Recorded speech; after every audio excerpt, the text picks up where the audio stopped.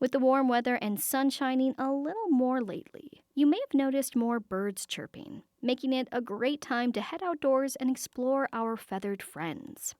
For a new monthly series called Chirp Chat, Wisconsin birders joined Lake Effect's Excret Nunez to talk about different bird topics and highlight a seasonal bird.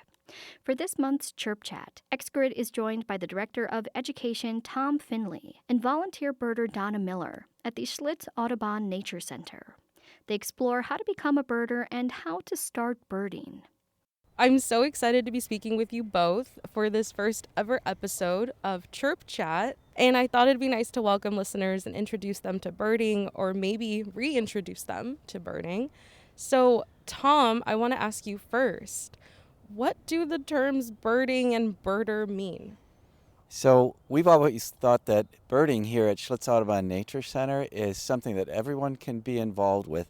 And birding can be as simple as going outside or even looking out your window into your backyard to see what kind of bird activity there is.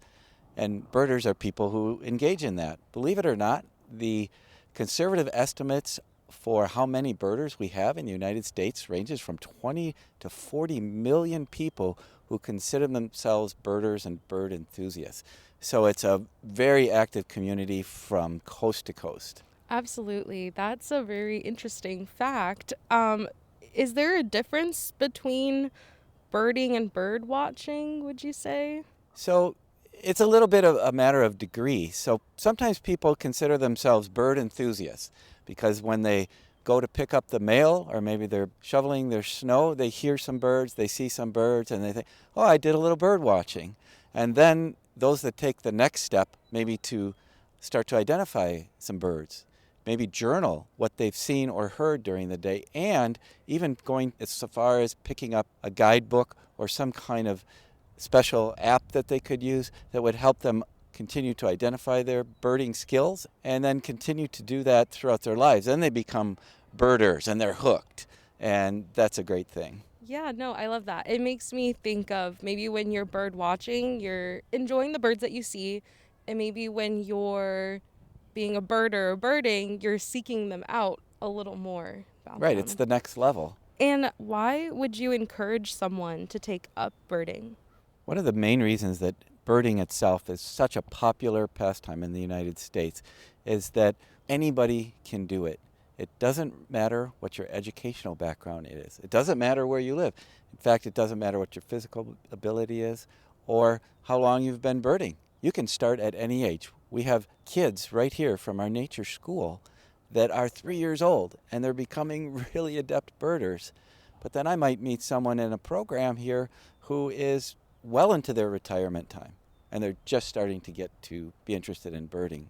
It's not an expensive hobby either. I always encourage people to pick up a guidebook as well as a good pair of binoculars, but other than that, you don't have to invest much else other than your time and your enthusiasm, and just get outside. So it's great for your physical health, your mental health, and frankly, your emotional health too. And Donna, how did you first get interested in birding? So I started intentionally birding about 5 years ago. And it's a process. It's a good process, but it's a process to learn a couple birds. At Schlitz, there's probably been over 250 species seen, and you're not going to learn those overnight. Birders often refer to what's their spark bird, the bird that first triggered their interest in birding. And I didn't have a single big spark. I had a lot of trickles. So one day a flock of mixed spring warblers landed at my feeder, and just to see those riot of colors, yellow, green, blue, and like, what are all these little birds? And it took me a couple years to understand what they all were. And then just seeing red-tailed hawks along the highway and understanding what they were, going for hikes and having killdeers fly up in front of me. So it all just kind of like built. It was a slow build that I need to understand what these birds are. And then when I started volunteering here, there were a bunch of birders. They were birders. They were intentionally birding at the feeder. And they were actually talking about what all the different sparrows were. And until then, for me, they had all just been little brown birds, which is what birders call them, little brown birds. And to realize that they were all different species was just very exciting. It's like there's really a lot of depth here that a lot to learn, a lot to know, and a lot to appreciate. That's definitely something I feel like I can relate to. Yeah. I always just thought those little brown birds were just baby birds waiting to grow up. And it's like, no, that's they're the full size. That's as big as they're going to get. Yes. And they're all different. Yes, and they're all different. And so learning those subtleties is just, it's been a really fun process, and a good guide helps, and following around good birders helps a lot too. Absolutely. And so, good news is that there are birds everywhere. But, Tom, what are some ways people can start birding? The nice thing is you can start birding in your own backyard.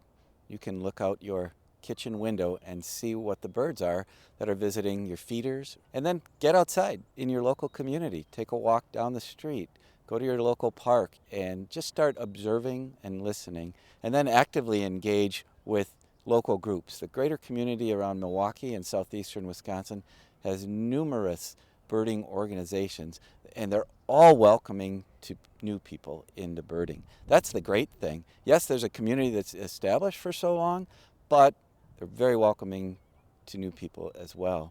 At Schlitz Audubon, we have several really nice opportunities every single month. On the second Wednesday of the month in the evening at 6:30, we have what we call our monthly bird club, and that meets throughout the year.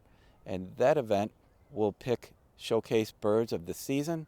In March, we can talk about woodcocks, and we try to find them on our property. Another great activity, Saturday morning bird walk, which is the third Saturday morning of the month.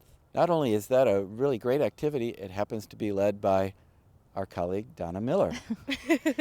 Well, those all sound like really neat opportunities for people to go out and get started here in Milwaukee. I want to ask, maybe moving more towards how to start identifying birds. The easiest way to start is to get familiar with the birds around you, the birds you see every day. They might be the birds in your yard, the birds in the nearest park, the birds in the parking lot. You can ABB, always be birding. They're always there. And once you get to know those familiar resident birds, it's going to be much easier to recognize a new bird or a bird that looks different to you and add them on slowly.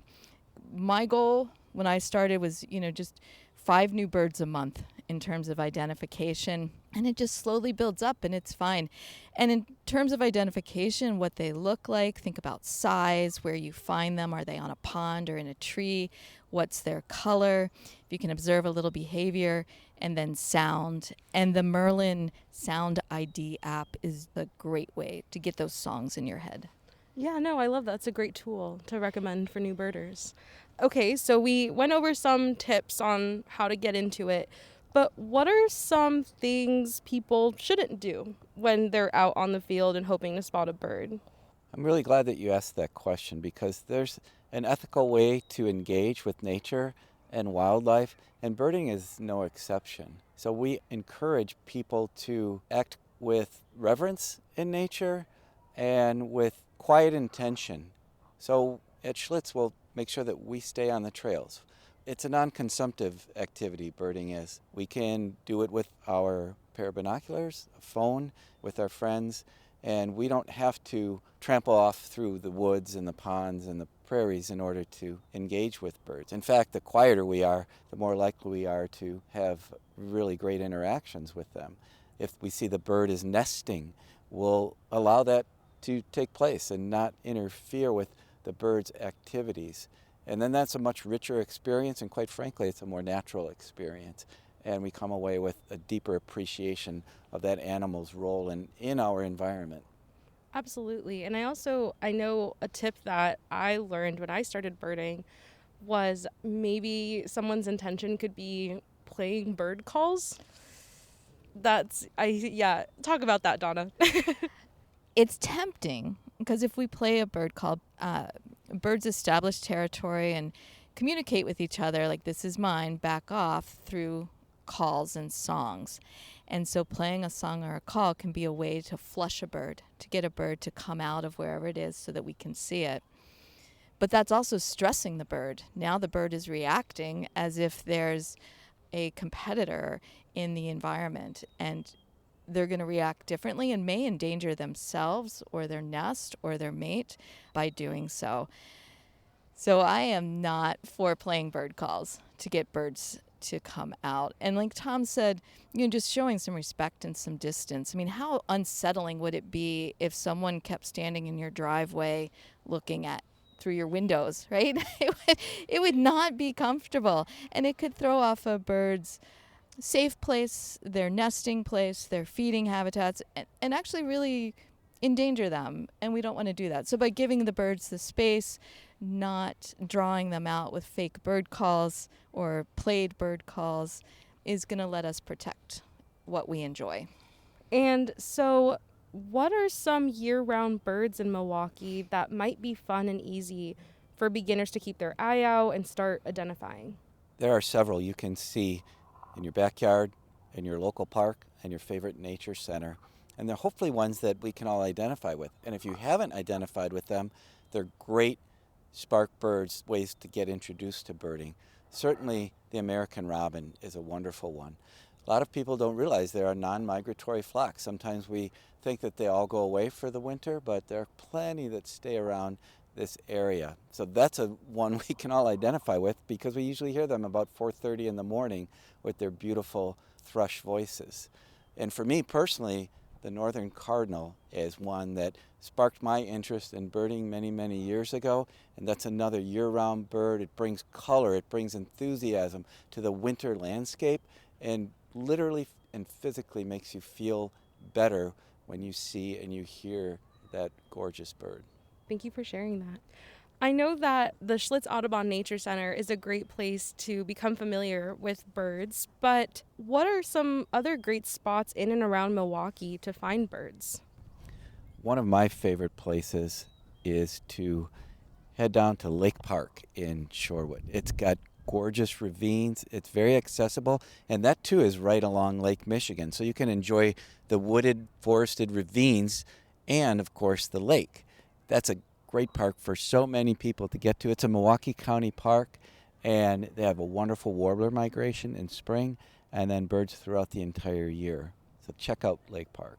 Yes, Lake Park is fabulous. The lakefront is fabulous for ducks in the winter. So everything from down at the Oak Creek Outlet at the south end of Grant Park up to Schlitz Audubon, any of the lakefront areas are going to have fun ducks through the winter.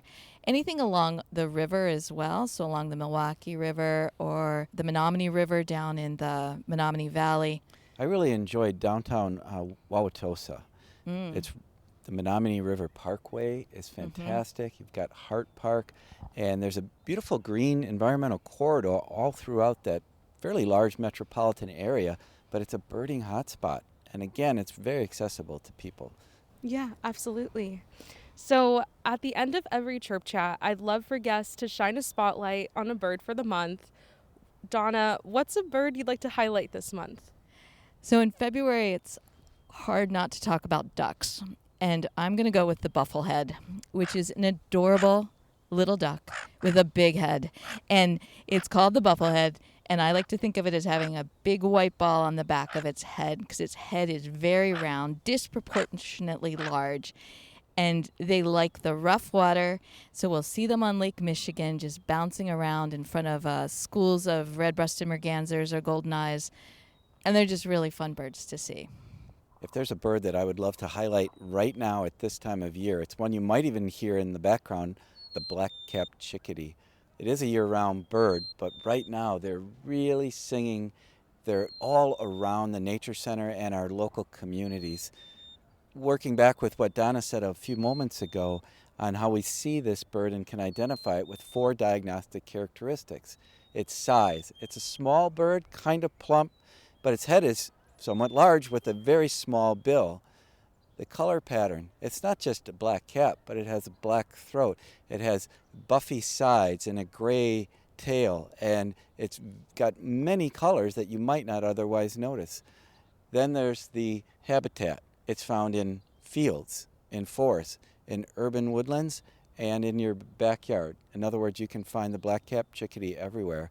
And then fourthly, its behavior. This is not a shy bird. In fact, it's a friendly bird, to use a humanistic term. They come out into the backyard. They visit the parking lot here at the Nature Center and, of course, up and down the wooded ravines and bluff that we have here. So from a a visual standpoint, from an auditory standpoint, and just from an engagement standpoint. That one is a bird that just resonates with so many people. Well, Tom and Donna, thank you so much for speaking with me today and for getting listeners excited about birding. Yes. Thank you. It was our pleasure. Come and visit.